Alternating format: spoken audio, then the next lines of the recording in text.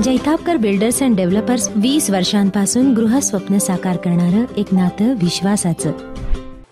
मुंबई विद्यापीठाचे कुलगुरू डॉक्टर सुहास पेडणेकर यांचा नागरी सत्कार म्हणजे देशातीलच नव्हे तर जगातील लाखो विद्यार्थ्यांच्या गुरूंचा केलेला सन्मान आहे, अशा शब्दात मान्यवरांनी मुंबई विद्यापीठाचे कुलगुरू डॉक्टर सुहास पेडणेकर यांच्यावर शुभेच्छांचा वर्षाव केला।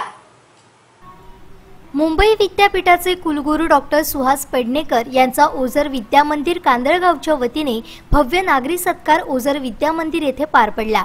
खासदार विनायक राऊत, पालकमंत्री दीपक केसरकर, आमदार वैभव नाईक यांच्या हस्ते हा सत्कार सोहळा संपन्न झाला। यावेळी मोठ्या संख्येने ग्रामस्थ, शिक्षक वर्ग उपस्थित होते। GS परब यांच्या हस्ते मान्यवरांचे स्वागत व सत्कार करण्यात आला। अनेक संस्था, शिक्षक, विद्यार्थी यांनीही कुलगुरू डॉक्टर सुहास पेडणेकर यांचा सत्कार केला। तसेच सर्व मान्यवरांनी डॉक्टर सुहास पेडणेकर यांचे कौतुक करत भावी वाटचाली शुभेच्छा दिल्या। आणि त्याचबरोबर महाराष्ट्रासहित सर्व देशातील जगातील लाखो विद्यार्थ्यांच्या गुरूंचा झालेला सन्मान आहे। आणि म्हणून आपल्या शास्त्रामध्ये गुरुना फार मोठं महत्व आहे। गुरुर् ब्रह्मा गुरुर्विष्णू गुरुर्देव महेश्वरा गुरुर साक्षात परब्रह्म तस्मै श्री गुरुवे नमः। आपल्या देवाने गुरुना जे स्थान दिलेलं आहे आणि त्यामुळे डॉक्टर सुहास पेडणेकर हे केवळ त्या गावचे सुपुत्र असले तरी सुद्धा मुंबई विद्यापीठासारख्या एका महाकाय अशा विद्यापीठाचे ते कुलगुरू ज्या वेळेला होतात त्याच वेळेला या देशातल्या लाखो विद्यार्थ्यांचे ते गुरु आहेत। आणि हा गुरूंचा केलेला सन्मान हा खऱ्या अर्थाने एक आगळावेगळा सन्मान ह्या जिल्ह्याला लाभलेला आहे। जिथे जाल तिथे मुंबई विद्यापीठाच्या नावाने शंख फोडले जात होते, दगड फोडले जात होते, विद्यार्थी परीक्षेला बसले होते, परीक्षेचा रिझल्ट लागत नव्हता। आणि एके दिवशी बातमी आली आणि त्या बातमीमध्ये 3 नावं वाचायला मिळाली। त्याच्यातलं एक नाव होतं डॉक्टर सुहास पेडणेकर।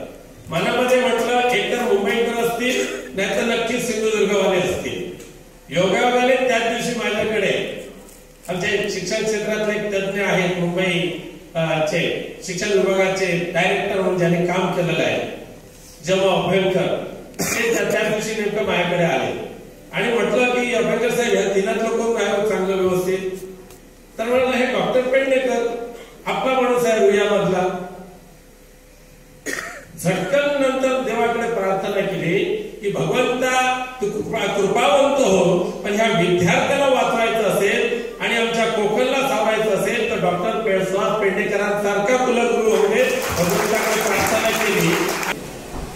ओझर विद्यापीठाच्या दृष्टीने एक सुवर्ण क्षण आहे की ज्या सुपुत्राने या ठिकाणी शिक्षण घेतलं आणि शिक्षण क्षेत्रातली सर्वोच्च अशा पदावर ते विराजमान आहे। अशा डॉक्टर पेडणेकरांचा सत्कार आपल्याकडे होतोय ही खरोखर आपल्या शाळेचं, आपल्या गावाचं भाग्य आहे असं मी स्वतः समजतो। आणि ज्या हडीमध्ये ते राहतात, स्वतःच्या गावाला विसरले नाही, कुलगुरू झाले तरी आपल्या गावाची आठवण ठेवलेली आहे।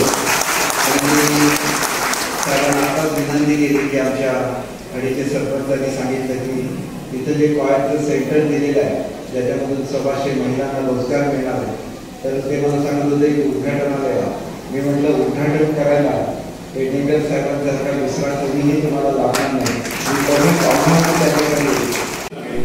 जगात एक नावाजलेली विद्यापीठ आहे आणि त्या विद्यापीठाचे कुलगुरू समान या हडी गावाच्या आणि या मानवच्या सुपुत्राला मिळाला त्याबद्दल सार्थ असा आम्हाला सर्वांनाच या ठिकाणी आहे।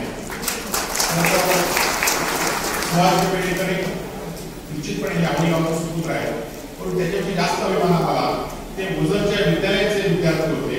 आणि या ग्रामीण भागातील शाळेमध्ये विद्यार्थी म्हणून शिकत असताना मुंबईसारख्या मोठ्या शहरांमध्ये जाऊन त्यांनी त्या ठिकाणी रुयासारख्या मोठ्या कॉलेजचे प्राचार्य झाले आणि त्यांची ही यशाची घोडदौड मुंबई विद्यापीठाच्या कुलगुरूपर्यंत या ठिकाणी झाली। आणि मुंबईसारख्या मोठ्या युनिव्हर्सिटीचे प्राध्यापक होताना सुद्धा त्यांनी या ठिकाणी गावाची नस कधी सोडली नाही। आणि म्हणून कुलगुरू झाले तरी सुद्धा पुन्हा एका गावामध्ये या ठिकाणी त्याचा सत्कार आपण सर्व मालक असेल या ठिकाणी करतो। रुया महाविद्यालयातील सगळे प्राध्यापक आणि विद्यार्थी वर्ग माझ्यावर नाराज आहे कारण मी तिथेही गेलेलो नाही.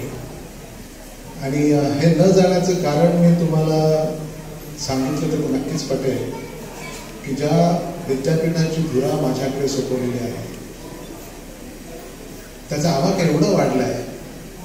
791 महाविद्यालय, 9 लाख विद्यार्थी, 7 जिल्हे, म्हणजे माझ्या 5 वर्षाच्या कारकिर्दीमध्ये प्रत्येक महाविद्यालयात मला जायला मिळेल की नाही एवढा मोठा पसारा मुंबई विद्यापीठाचा आहे.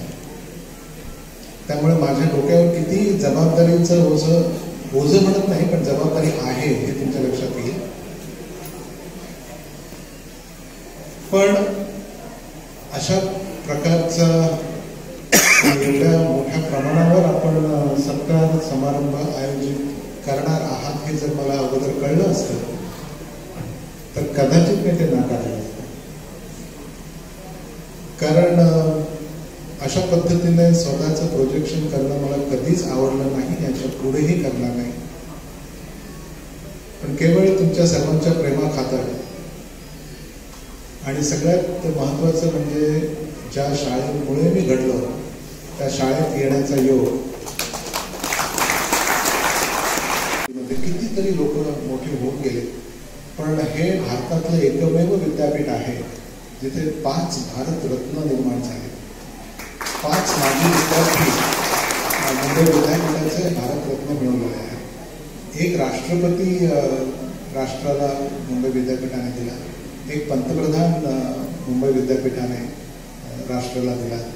मोठी परंपरा असलेलं मुंबई विद्यापीठ. एकच आहे की मला अशा वेळी कारभार स्वीकारावा लागला ज्यावेळी मुंबई विद्यापीठ थोडं अडचणीतून चाललं होतं आणि ती अडचण सुद्धा फार छोटी होती असं नाही. त्यातून अजूनही पूर्णपणे आम्ही बाहेर आलो असंही सांगता येत नाही. पण त्यातून पूर्ण बाहेर येण्याचा प्रयत्न लवकरात लवकर करून ते अधिक पुढे कसं नेता येईल हे सगळं प्रयत्न करणार आहोत.